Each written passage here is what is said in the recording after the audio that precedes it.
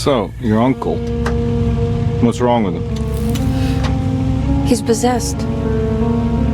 As in the devil? Something like that. He says a dark man is following him, watching him at all times. What do you make of it? It's nonsense, of course, but I'd be lying if I said it didn't bother me. You see, it runs in my family. Possession? No, detective. Deteriorating melancholy. Practically every member of the Hartwood family is driven mad before they grow old.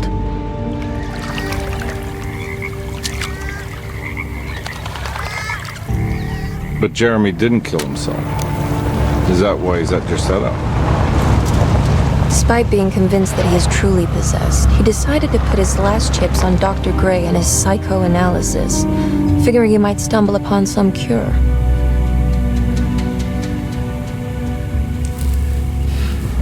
You mentioned the letter. I received a disturbing letter from Jeremy accusing the staff and all the other patients of being involved in some cult. And now they are also out to get him. Could it be real? Or is it all just in his head? It's a story he tells himself, Mr. Carnby. Anything to avoid the truth. Which is? That we're all terribly insignificant. That people mean so very little to one another. That there is no one out to get Jeremy Hartwood because he isn't worth getting. Here we are.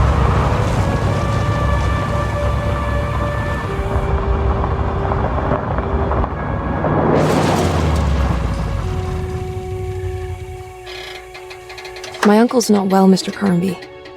I want to make sure he's all right. Then what's my part in this? You couldn't get a cab? I just wouldn't feel safe going alone.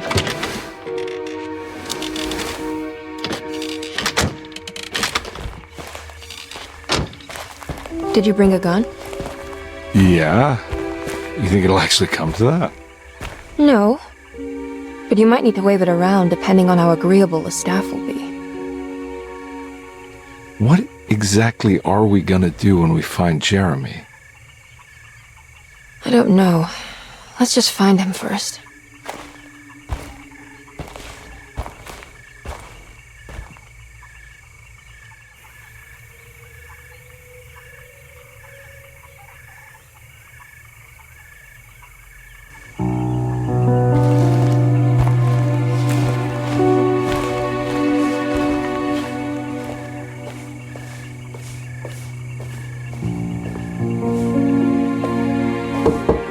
Hello? Hello? Looks abandoned. It can't be. There has to be someone around. Wait here. I'll go around back.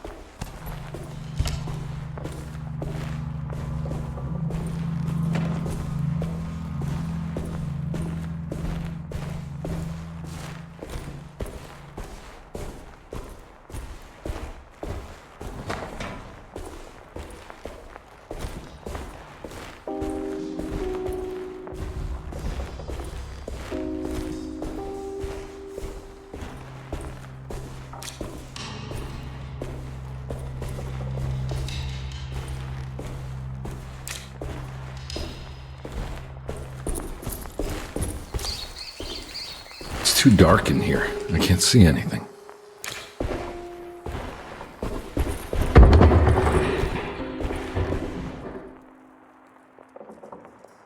I need the key.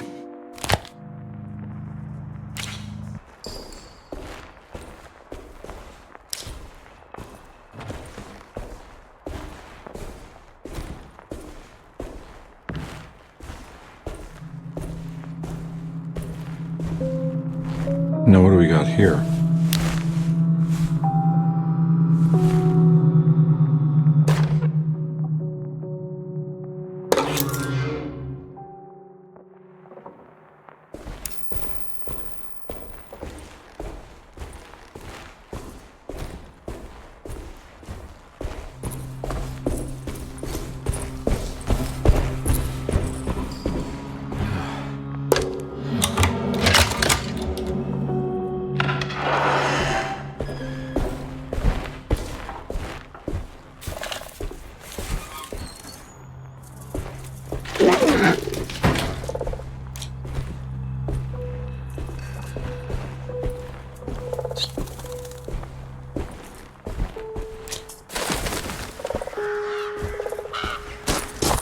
Nah, I'm not getting in there.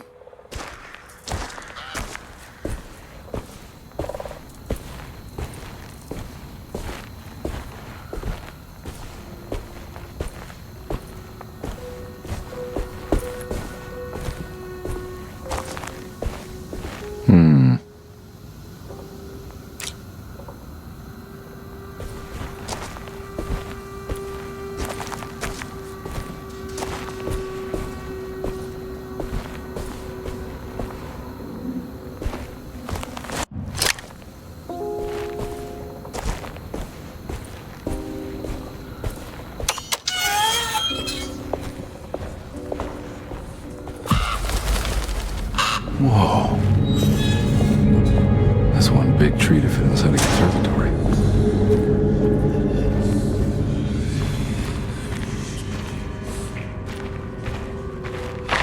Huh? What?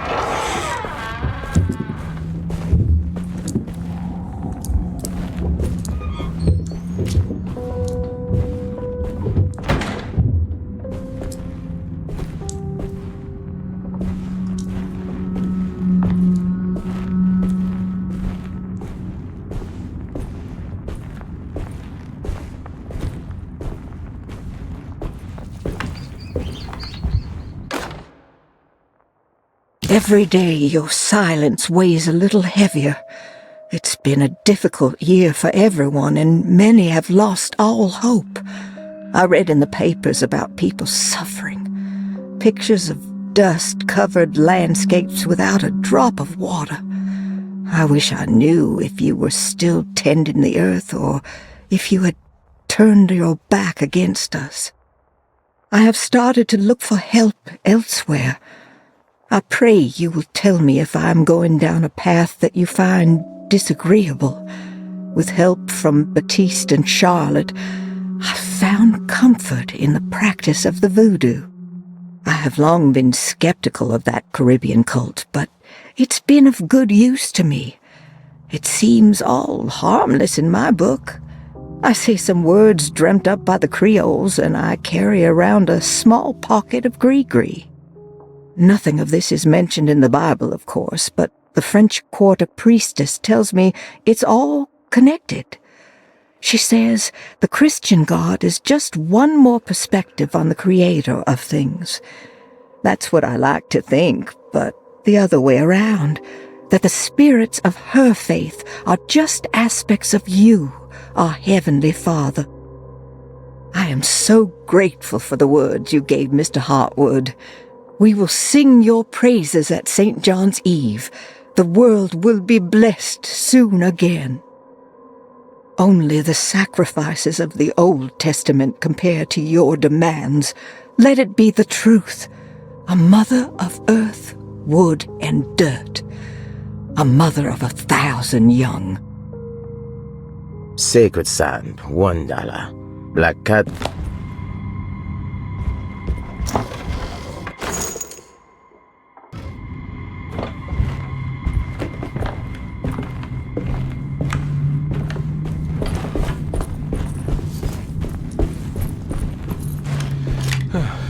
Mind if I do?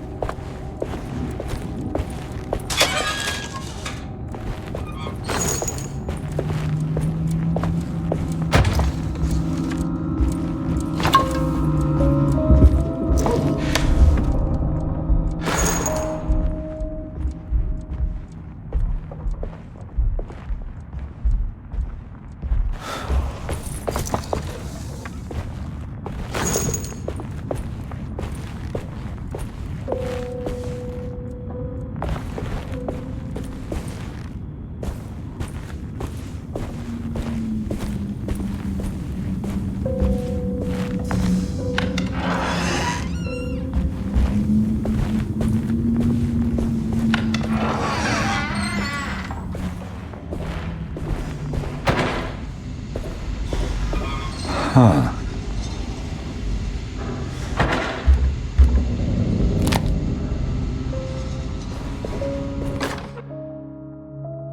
Please do not touch the boiler. It is working after all. While the sabotage has caused a leak, only the decorative plate has been completely ruined. Let's wait for Mr. Chance to turn up and he can take a look at the leak. Mr. Waits.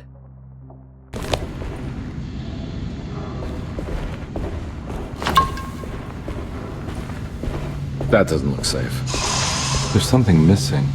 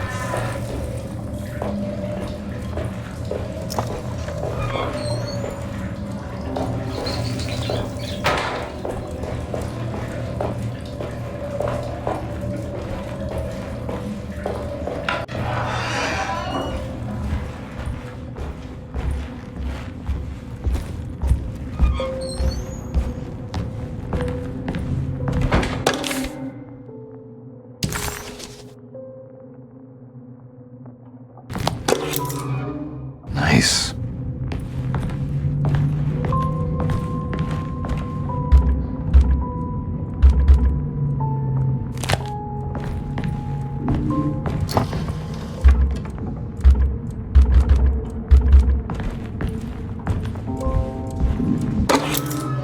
Sunday, June 22nd. I spent all day looking for Jeremy. I should have cared for the others, but I'm scared that he will do something irreversible. Cassandra is upset that I didn't give her the latest shipment of pain medication that Waits brought from the post office yesterday. I would have given it to her, but the company didn't send a new key this time around, so the box is just sitting there on my desk. They must have figured we had plenty of their gimmicky keys by now. I only remember seeing one lately. Grace was playing with it inside the grand parlor. Unless it turns up by itself, it will have to wait. I have to figure out where Jeremy is. I think Jack knew something. That dog of his found a strange rot permeating the house. She's showing us, he said. Like those blots and streaks of fetid rot was talking to him.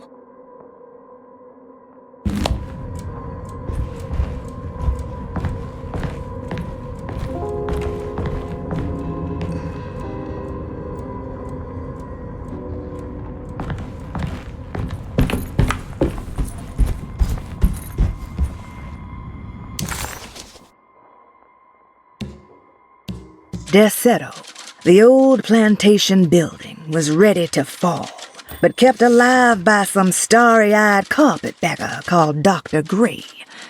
Seeing how the staff couldn't even be bothered with answering the door, Detective Carnby figured they would just head inside and grab Jeremy.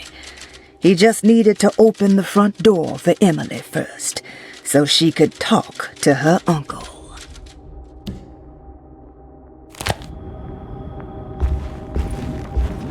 I need the key.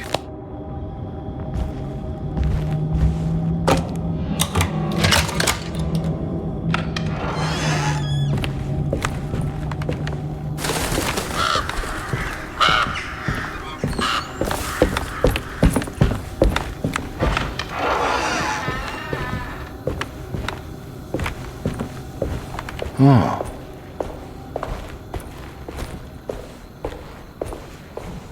I need the key.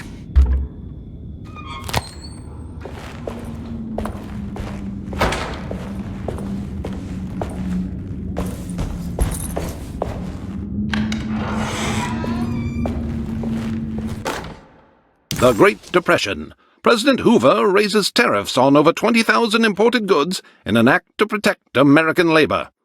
Following the collapse of the Wall Street stock market on October 24 last year, American industry has suffered greatly. Thousands of companies have gone bankrupt and left a large part of the American workforce unemployed. In an attempt to turn the tide, the Smoot-Hawley Tariff Act has been signed by President Herbert Hoover. By regulating commerce with foreign countries, the government hopes to encourage the industries of the United States to compete with cheap foreign imports. Superstition on rise. New Orleans voodoo stores and spiritual mediums see increased profit during troubled times. While the market has faced hard times ever since Black Thursday of last year, voodoo doctors and snake charmers see significant rise in number of customers.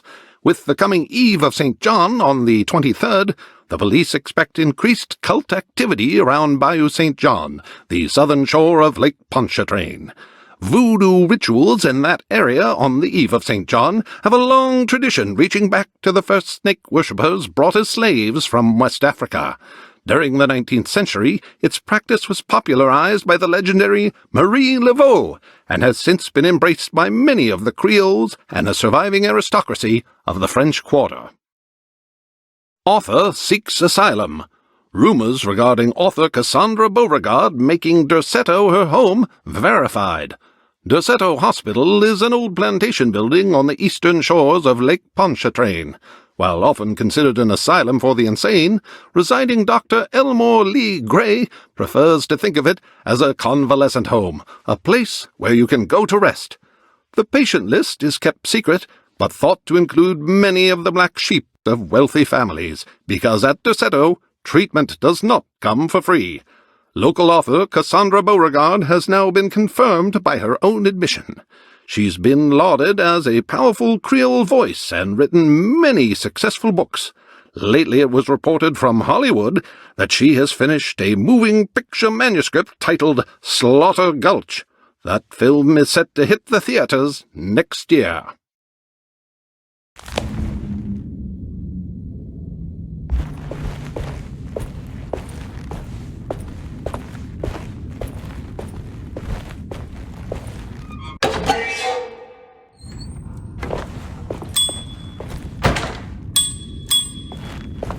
I need the key.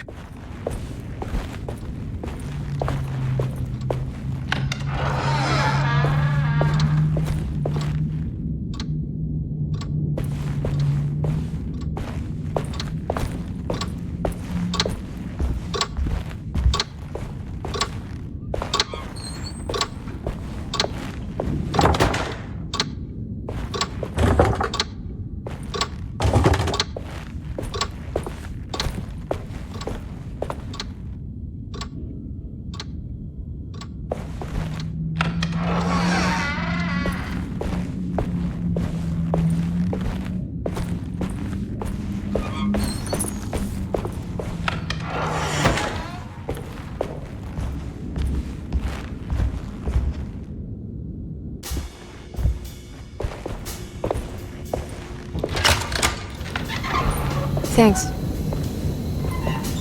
What are you doing? Who are you? Whoa, pardon me, excuse me. My name is Edward Carnby, private investigator. I hope you don't mind we let ourselves inside. I do mind. This is private property. You can't just barge in here. I'm sorry about all this, but I'm looking for my uncle. It's urgent, and no one was answering the door. We can't hear you knocking anymore. None of us can. Who is your uncle, darling? Jeremy. Am I right? She has that heartwood gloom, doesn't she? That's right. I'm Emily Hartwood. I just came to make sure my uncle is all right. Well, he is unavailable right now. You will have to come back another day. Unavailable how? Is he sleeping? We can wait. He's lost. Don't I know you from somewhere? Who's your man again, Miss Hartwood? My name's Edward Carnby, private investigator. Splendid. Enough! All of you! Get back to your rooms! McCarthy, keep your eyes on the child. And you two, please leave immediately. Look, we're not here to cause any trouble. Just let us see the old man, satisfy the curiosity of my client here, and we'll be off. Jeremy has gone missing. There's no need to worry, but it might be some time before he turns up. The whole staff is looking for him. What? He ran off? I don't have time for any of this. Please, come back tomorrow. All right, in that case, we'll just wait in his room. You don't mind, do you? It's upstairs, right? Wait, you can't. Don't worry, we'll be discreet. In the corridor. It's the first door on your left. I'll tell Dr. Gray you're here. Excellent. Thank you, madam.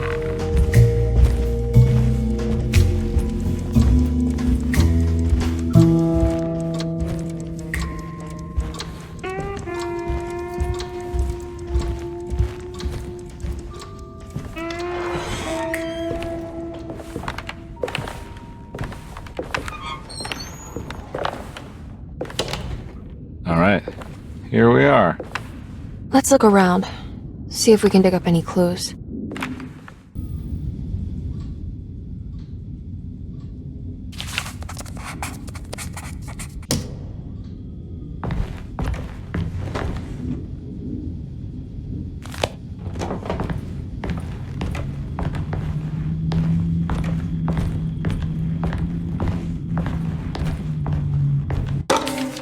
Every night the dark man stands opaque at the threshold of my room, counting the days until my spirit spills out of my tired shape.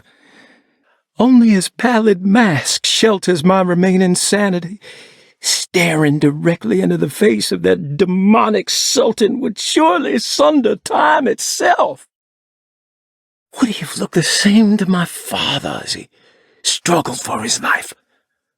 Does his veiled face haunt my niece quite the same way? I wish so that I could rest my soul in that sunburnt convent of Terrawea. Would I find you there, Juan? Or Senora Perosi, back from the beyond? Every night I hide from him, moving from one misshapen memory to another. Scenes conjured out of fantasy and delirium. Places I struggle to even paint. I wish I understood your death, Signora. Is there anything I could do for you but bury you in that bleak necropolis? That triumphant chapel rising above the ledges and the oven vaults shall be your sepulchre, where you may rest, and I shall weep.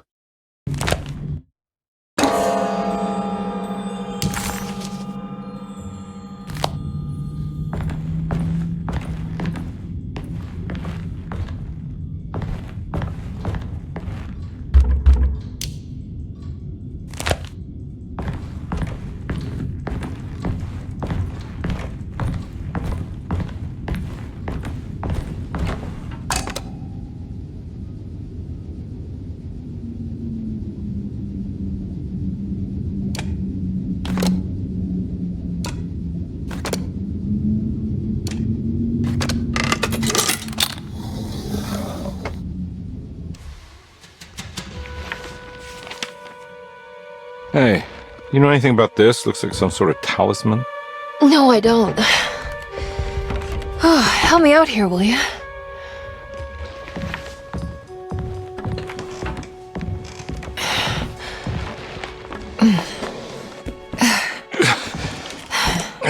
kill the guy, throw some of this stuff out? I'd be crazy too if I had this much junk lying around.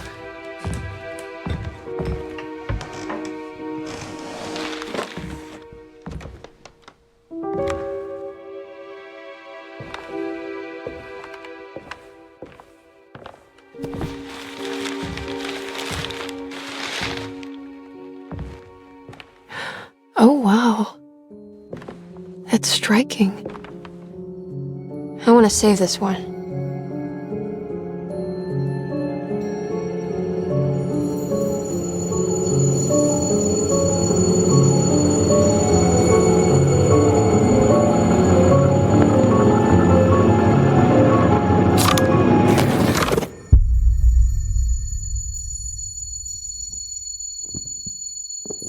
All right, come on. I want to go see Dr. Gray.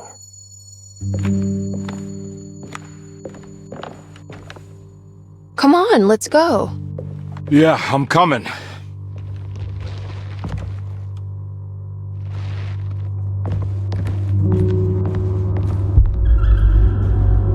Miss Hartwood. Emily?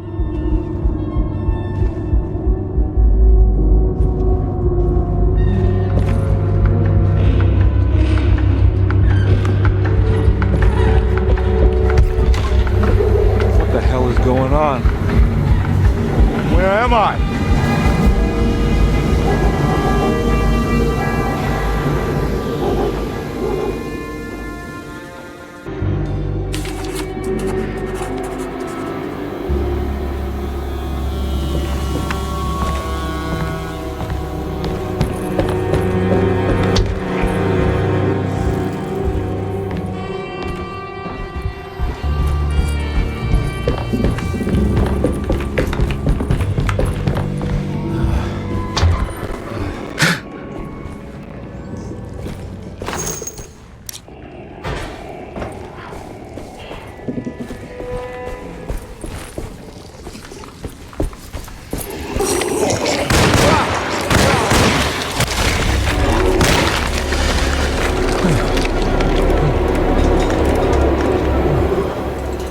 Christ, what the hell was that?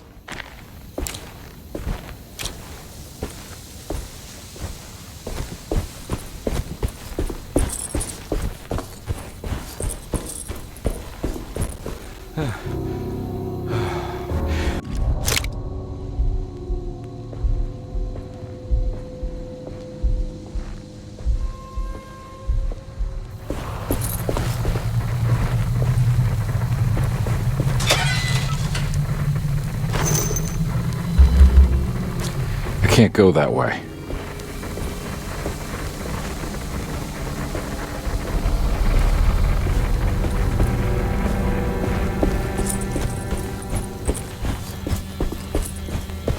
What the hell is going on?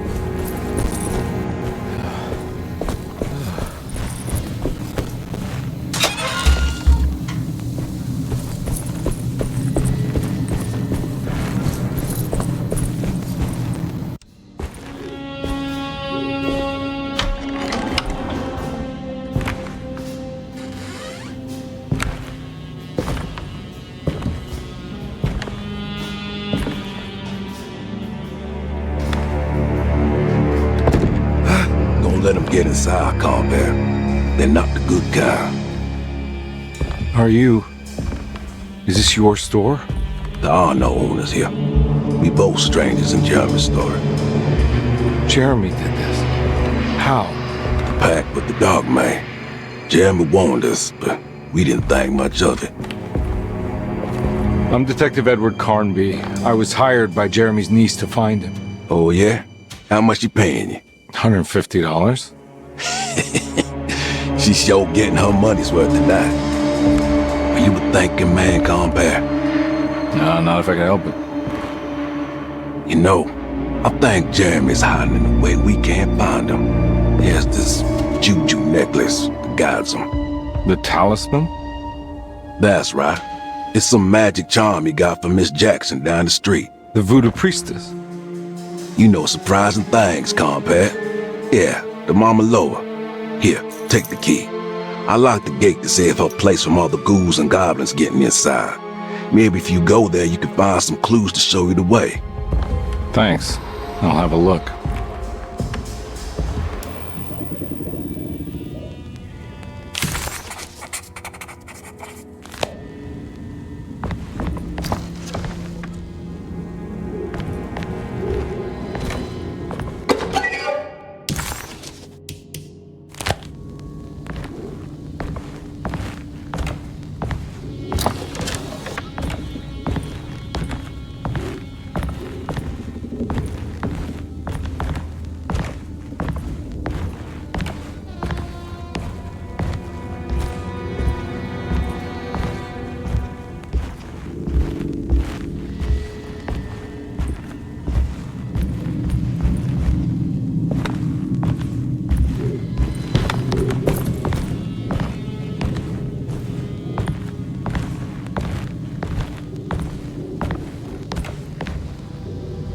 You want to come along?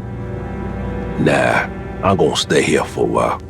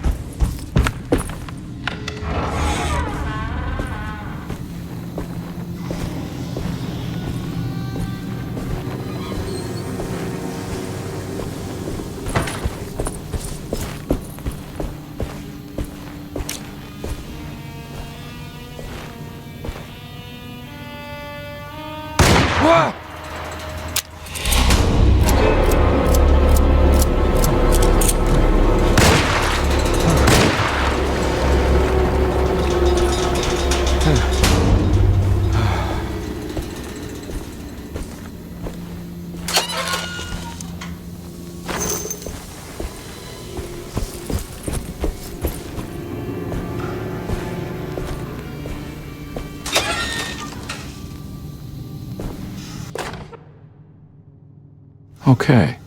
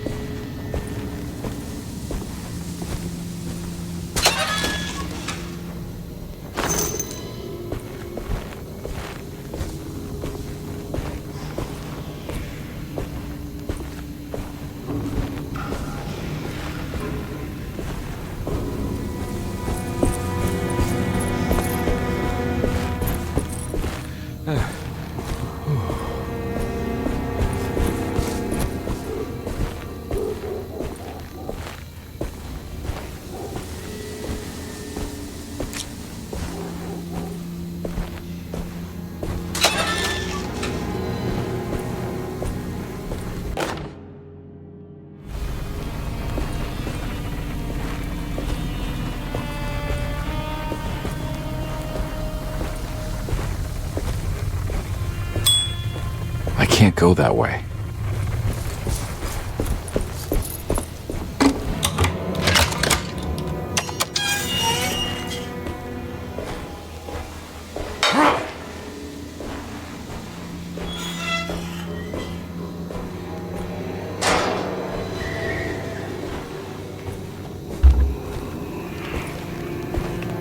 Oh.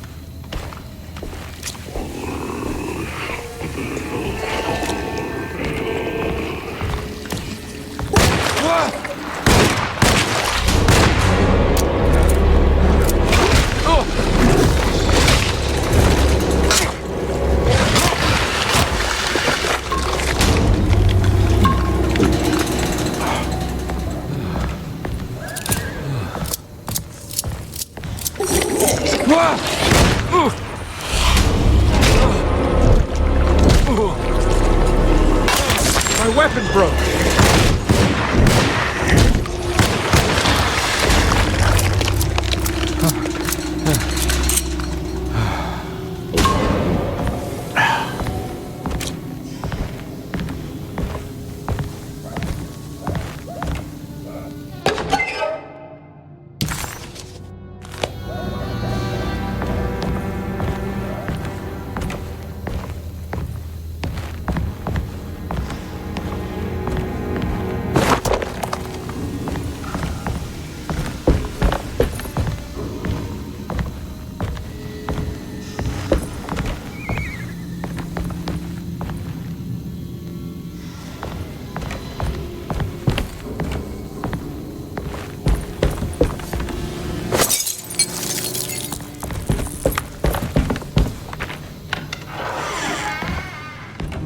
I recognize this place. It's Miss Jackson's seance parlor.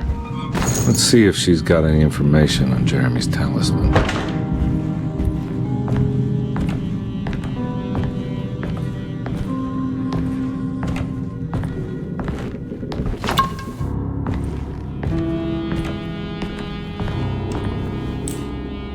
It's the talisman, like the one in the painting.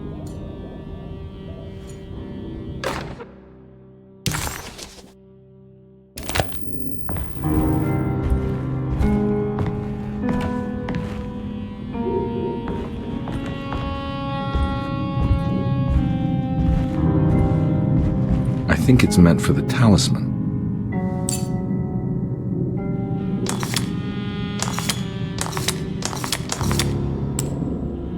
I think it needs numbers, like coordinates.